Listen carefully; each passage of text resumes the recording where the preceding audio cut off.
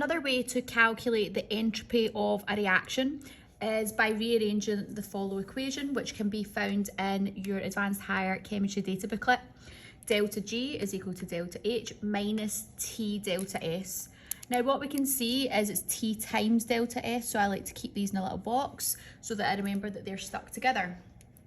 First thing that we have to do is we have to make S our subject matter, and we want that to be on the left hand side. So if I rearrange that, I would have delta H minus T delta S, and that would be equal to G. So I'm just flipping the equation round so that I have my subject matter on the left hand side. I want to get rid of the delta H, it's positive on this side, which means to get rid of it I would have to take it away, which would leave minus T delta S, which would be equal to delta G minus delta H. What I can see, however, is that my delta S is going to be negative and I want it to be positive. So I need to flip the signs so that this would then become positive. So it would be delta S times T on the left-hand side, so that my delta S is a positive entity. But that would mean that we'd need to flip the signs here so that the delta G would become negative and the delta H would become positive. So we want to write that expression flipped round like so. To isolate the delta S, we have to get rid of the T, which stands for temperature, because that's multiplied. To get rid of it, we need to divide. So that would leave me with delta S is equal to delta H minus delta G divided by T. And this is the correct rearranging for calculating entropy from this original equation when you have a known value for delta G and delta H. This first past paper question is from the Advanced Higher 2018 written 4D part 1B. It asks us to calculate the standard entropy change delta S. What we can see is in the table provided we can calculate delta H, and we've got information to calculate delta G. So this is when we know that we have to rearrange for this formula here. I've already done the working for calculating out the delta H, which is the total enthalpy of the product minus the total enthalpy of the reactants, and got a total of minus 125.99 kilojoules per mole. We're going to do the exact same thing, but looking at the data for delta G, which is the standard free energy of formation. So what I can see here is my product, which is C4H8. The value given in the table for that is 65.9 minus, and C4H6, the value is given as 185, plus the value of hydrogen, which is 0. So that gives me 65.9 minus 185. I'm going to pop that into my calculator.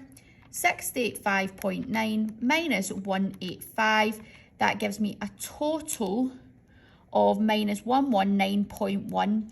Now the units are given in the heading as kilojoules per mole. What I can do now is I can do a straight substitution into here. I can see that the units for my delta H and my delta G are the same, which means I can do a sum with those. Minus 125.99 minus 119.1 all over the standard temperature, which would be 298 Kelvin. So if I pop that into my calculator, minus 125.99 minus gives me a plus, so it'll be plus 119.1. That'll give me a total top number as minus 6.89 divided by 298,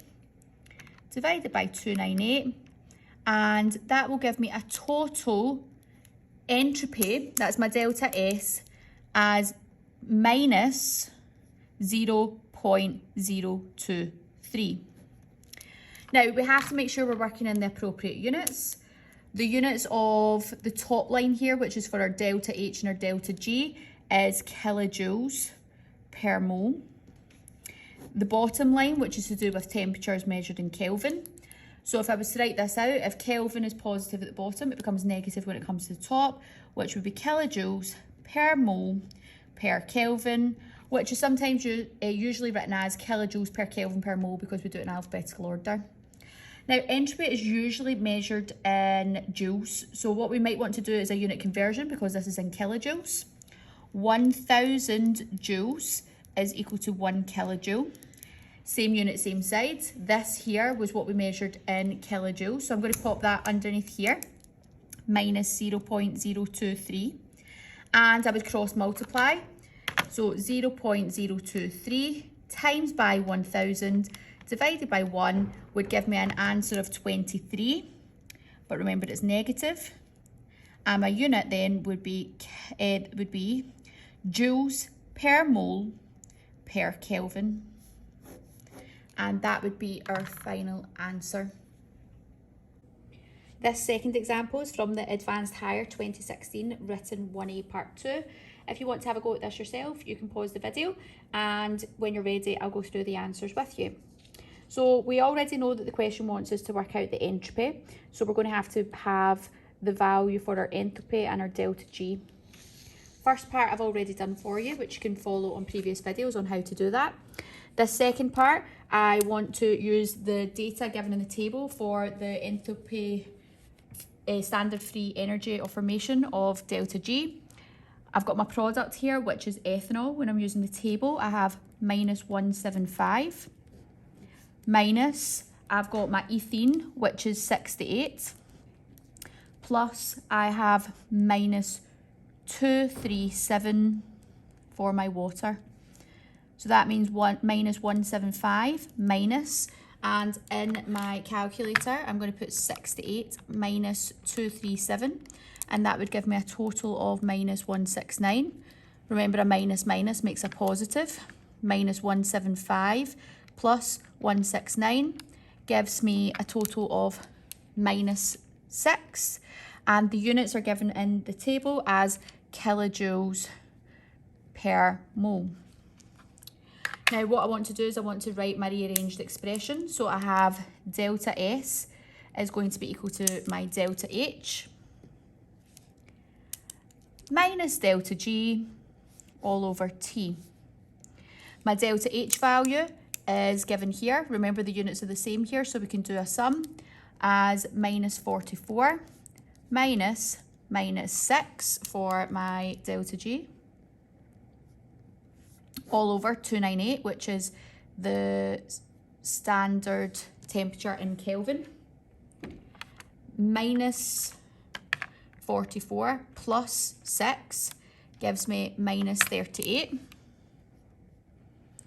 and minus 38 divided by 298 would give me a value of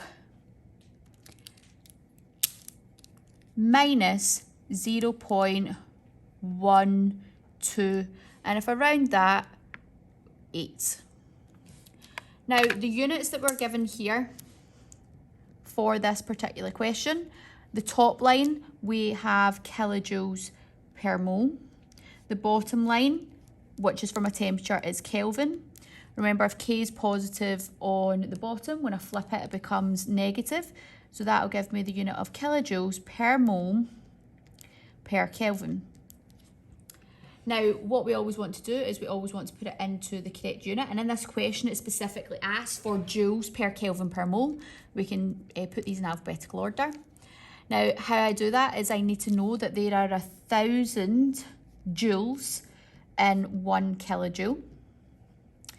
This here is measured in kilojoules, so I put same substance, same side, same unit, same side, minus 0.128.